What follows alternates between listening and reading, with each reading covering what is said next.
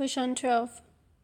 Express the numbers 1470 and 7056 each as a product of its prime factors. Hence, evaluate 1470 squared over the square root of 7056, leaving the answer in prime factor form. So, solution, we will start by expressing 1470 as a product of its prime factors. Therefore, we divide it by its prime factors. So we start by dividing it by 2 to give us 735. Then 735 divided by 3 will give us 245. 245 divided by 5 is equal to 49. Then 49 divided by 7 is equal to 7. Therefore, 1470 is equal to, we have 2 times 3 times 5 times 7, which appears twice, so squared.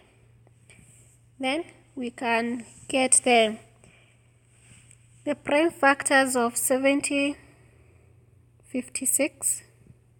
We start by dividing it by 2 to give us 3528. We divide 3528 by 2 to give us 1764. We divide that by 2 to give us 882. We divide that by 2 to give us 441. 441 divided by 3 is equal to 147. 147 divided by 3 is equal to 49. Then we divide 49 by 7 to give us 7. Therefore, 7056 will be equal to 2.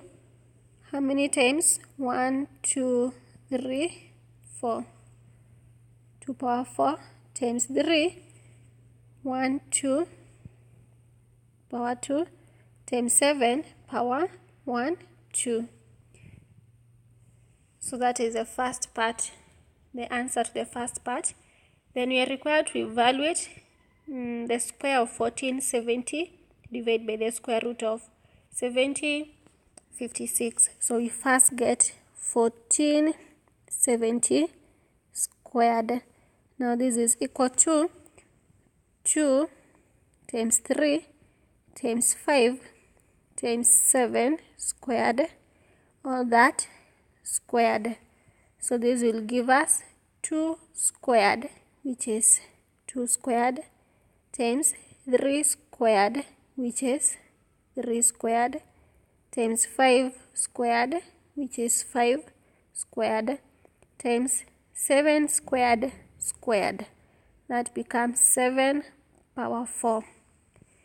Then we get the square root of 7056, which is equal to 2 power 4 times 3 squared times 7 squared. And we get the square root of this, which is the same as power 1 over 2. So this will be equal to 2 power 4 times 1 over 2. Now what happens? We multiply the two powers. So 4 times a half will give us 2. So this will be 2 power 2 times, we do the same case here, 3 squared power half. So the 2's cancel, then we remain with 3 times 7 squared times a half, we will have 7. Therefore now we can get 1470 squared over the square root of 7056.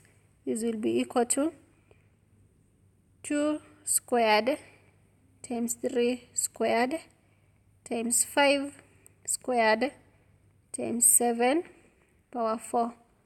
All that over 2 squared times 3 times 7. This will give us 2 squared will cancel by 2 squared. Then 3 squared divided by 3.